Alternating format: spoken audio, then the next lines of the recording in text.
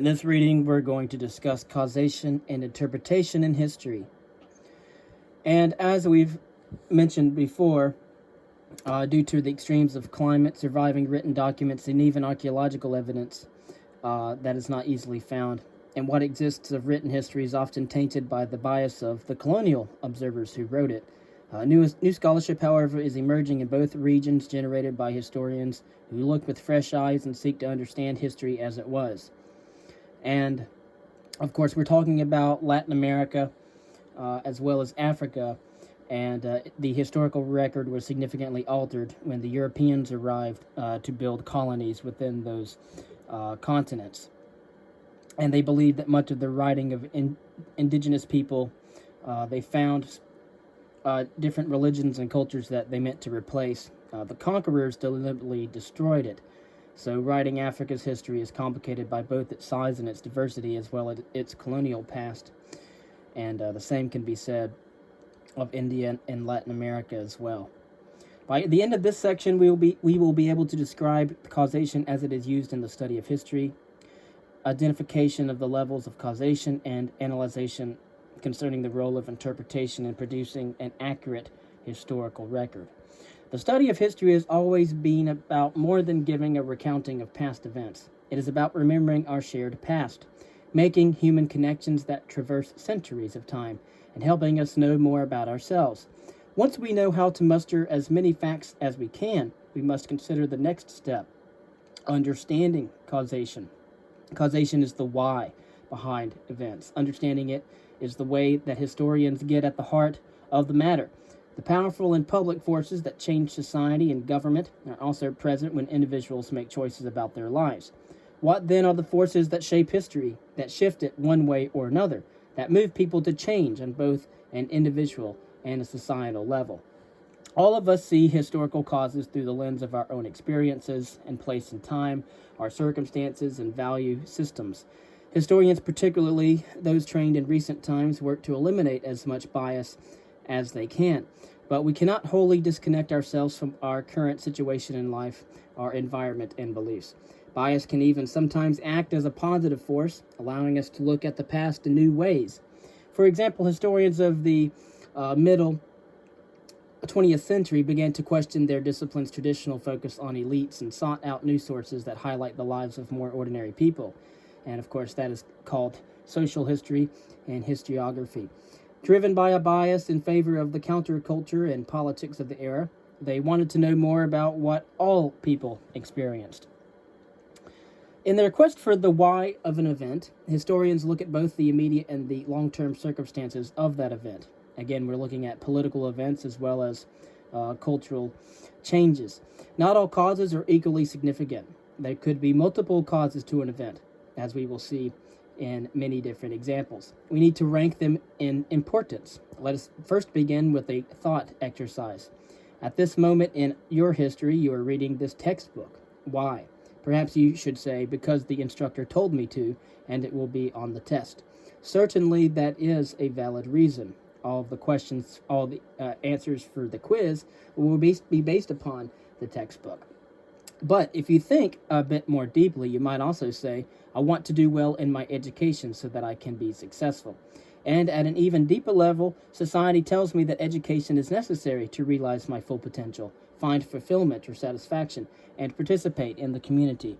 Think of all the other things that caused you to be here in this moment. There are no wrong answers. Just explore the levels of causation behind your reading right now. Now rank them in order of importance. Which causes had the most influence on you, and which were more remote? Your response might look something like a pyramid. The primary cause is the most immediate. It is the spark. The secondary cause is once removed. The tertiary cause offers the broader context. Again, the primary cause is that, for example, the professor assigned the reading and the material will appear on the test. The secondary cause will be, I want to do well in school so that I can be successful. And possibly a tertiary cause could be that society tells you that an education will help you to realize your full potential. And of course, everything that's happened from millions of billions of years ago to the couple seconds before I just said the few words that I'm reading right now, everything is a cause. The causation answers the question, why are you reading this text, on 3 levels. The primary level is the most immediate, and the secondary, and then the tertiary.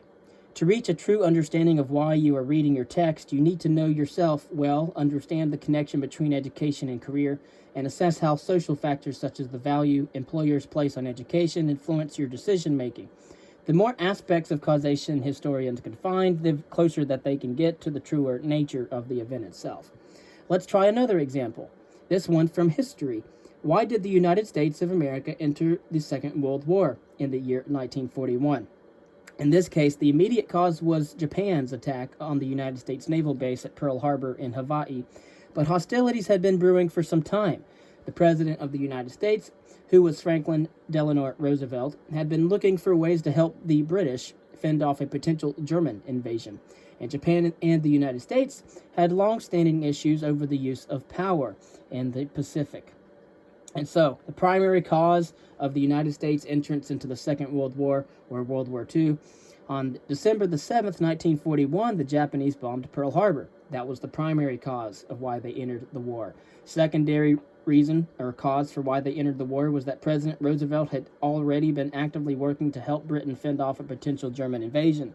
And the tertiary cause would be that Japan and the United States were in competition for control of the Pacific. Here is another example. In the year 1453, the middle of the 15th century, Mehmed II laid siege to the city of Constantinople. Why? Well, he was the leader of the Ottoman Empire, the Sultan. He had been badly treated by his father, and when he ascended the throne, he felt that he had something to prove. The Ottomans had tried several times to take Constantinople because it lay at the crossroads of many civilizations. Conquest had long been a reliable mechanism for bringing a new people and wealth into the Ottoman Empire and for keeping its economy prosperous. All of these factors played a role in the siege that was undertaken by Mehmed II. Can you order them by importance? This is the point where historians usually disagree, even about events for which most of the facts are clear. A historian who believes powerful leaders are the most influential figures or factors driving events would rank Mehmed's personal goals first. Base your ranking on the strongest arguments that you can make. An argument is giving good reasons for why you believe something to be so. The primary reason would be Mehmed II wanted to make a statement, and he wanted to achieve what no other sultan had been able to achieve. A secondary cause could be that Constantinople was great in prize. Not just any city, it actually laid at the heart of the east/west trade route. Its conquest would send a clear message.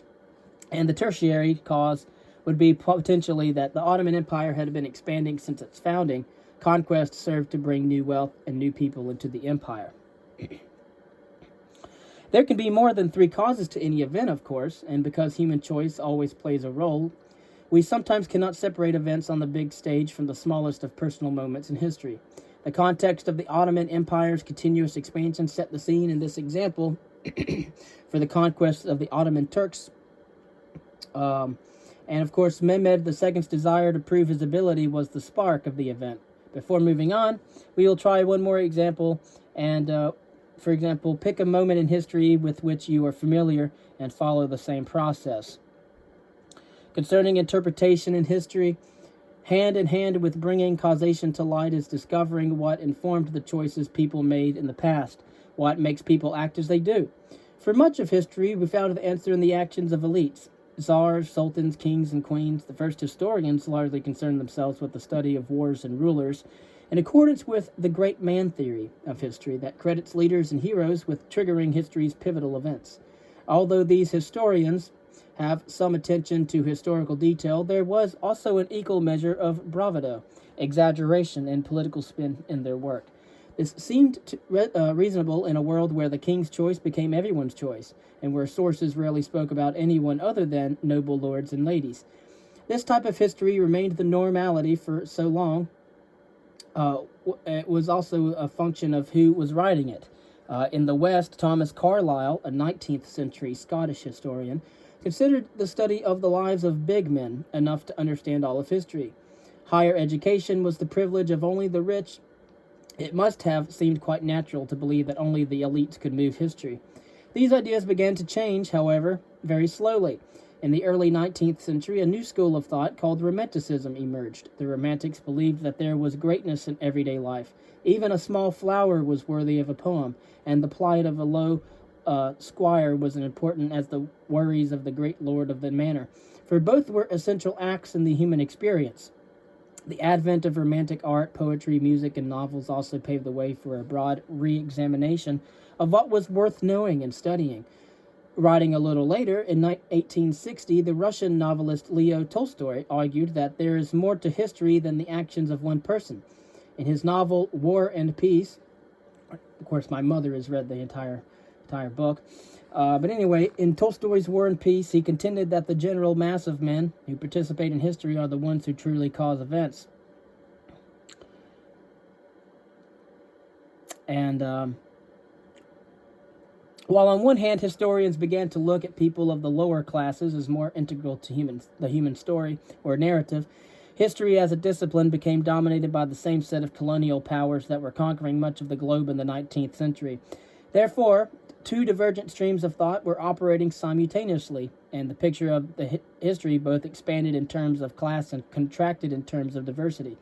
One of the early European schools of thought was called progressive history, which viewed history as a straight line, an arrow in time to a specific destination. Historians with this progressive view believed societies were becoming more democratic over time, that was the goal of history, and that the advance of republican governments was inevitable. Their perspective might also be considered a form of teleological history, which proposes that history is moving to a particular end, a culmination of the human experience. Again, teleology is the study of purpose or meaning. Progressive historians believed in the betterment of people and of society, so long as it occurred on a European model. Progress looked only in one way, one direction, the Western way. Consider what China would have said about European democracy and republicanism. In the 20th century, particularly after the First World War, or the Great War as it was known in the day, the idea of inevitable human progress seemed laughable. People grew more willing to question the authority of elites because these leaders were of little help once war had started.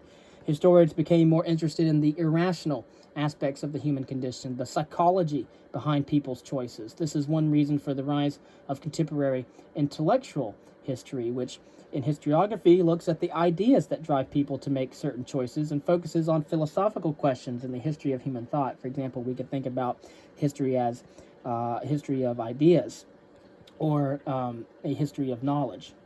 The counterculture of the 1960s in the West deepened people's desire to challenge existing normalities, such as the lack of rights for women and for racial minorities.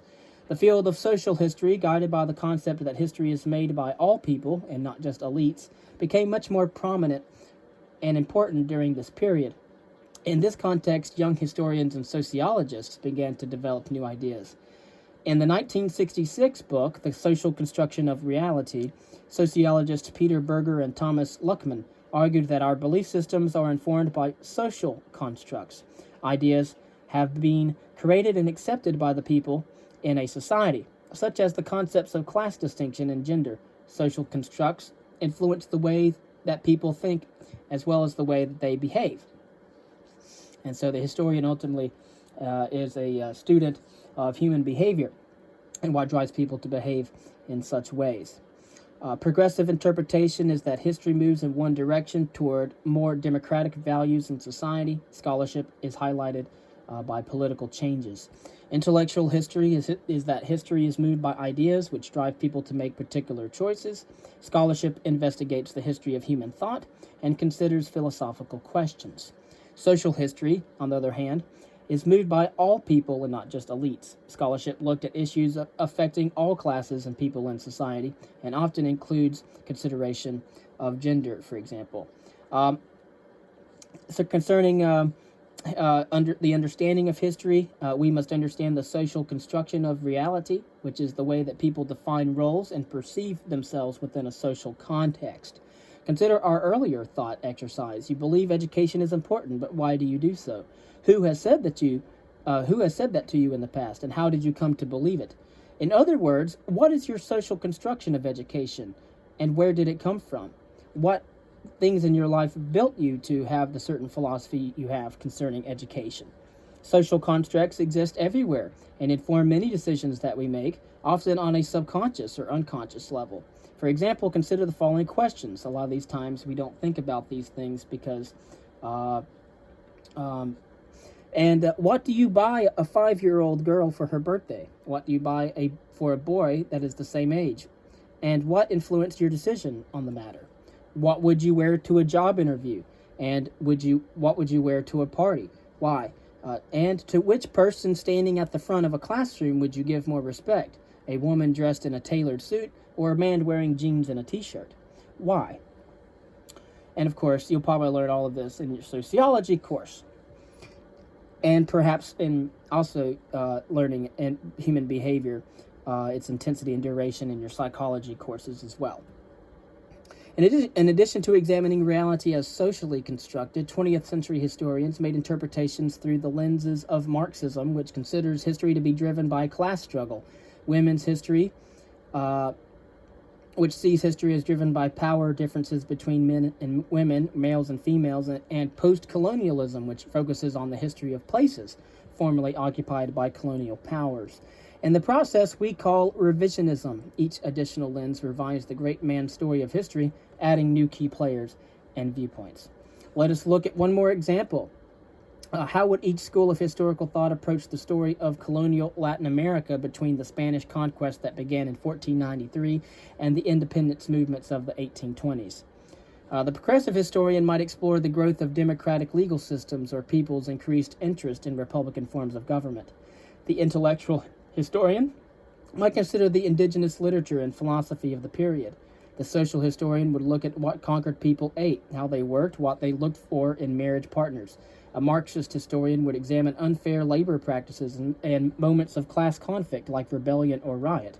The gender historian would focus on the role that social constructs of gender played in the lives of the people in the past, and the post-colonialist would highlight why aspects of colonialism, such as racism and poverty, remain influential even after independence.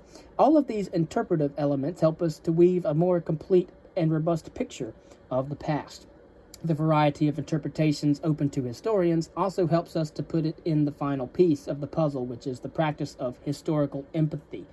Historical empathy is the ability to meet the past on its own terms and without judgment of the imposition of our own modern-day attitudes. To fully embrace the study of the past, the student of history must be able to set aside the assumptions and of the modern era. Everyone has a set of biases generated by the people who influence their lives and the experiences that shape who we become. Historians must also spend time to investigate these biases and understand how they affect their interpretations.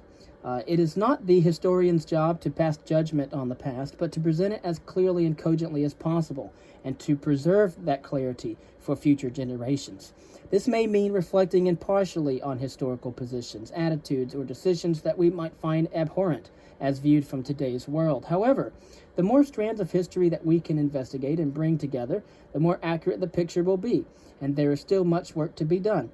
For example, recent and ongoing research into the LGBTQ plus studies, indigenous studies, and the history of the global South will continue to sharpen our image of the past. The bottom line is that interpretation plays a central role in the field of history, and changes in our interpretation increase the number of ways we can get a clearer picture of those who lived before us. The only danger lies in using only one lens. Yes, historians choose some causes as more important than others, but only after considering all the information that is available. And of course, we have many philosophers within history that have studied the role of interpretation as well, like Gadamer and Dilthey and things like that. At the bottom on page 30 of your text, there are some key terms that we have already gone over within our reading, and it will behoove the student to read those terms and definitions concerning chronological approach, global citizen, great man theory, historical empathy, historiography, iconography, intellectual history, primary cause, primary source, progressive history, revisionism, rhetoric, Secondary source, social constructs and social history. Again, a summary of the three sections. Developing a global perspective. Knowing the past, the human story has long been considered a mark of civilization, and its study has never been more important. The study of world history provides the skills necessary to meet global workforce needs while at the same time developing a sense of self and place in our global community. You will gain critical thinking and analysis skills that will help you to fulfill the role of a global citizen in our interconnected world. This text will help you approach history with an open mind, and it will engage you in meaningful ways, often highlighting content that remains relevant in the present world and society today. Concerning primary sources are the first-hand evidence with which historians form a foundation of knowledge concerning the past. Interpreting them requires attention to four key areas: the author, the audience, the authorial intent, and the context. Secondary sources offer valuable starting points for inquiry and context, but students must be aware of any biases that they contain. Despite the efforts of generations of historians, there are still people in regions that we do not know much about today, and we must hope that new generations of historians will continue to own our own interpretation of the past. Concerning causation and interpretation in history, the historian's main job is to discover why history happened as it did, even using primary sources to identify four key areas: the author, the audience, the intent, or the occasion, and the context. Of course, to answer the question of what caused events that have shaped our shared human past, we need to apply rigorous interpretive methodology rooted in the search for causation. And so we will talk about historical methodology, or historical method. They study events for both immediate causation and contributing factors, while also avoiding judgment and remaining open to revision. You now have the tools that you will need to fully engage with the material in this text and begin your journey into the human past. For Chapter 1, there are some review questions. There are 6 review questions that are multiple choice. And then there are some application and reflection questions, 7 in toto, and those will be required before we move on to Chapter 2. Chapter 2 we will discuss engaging East Asia and the Indian Ocean.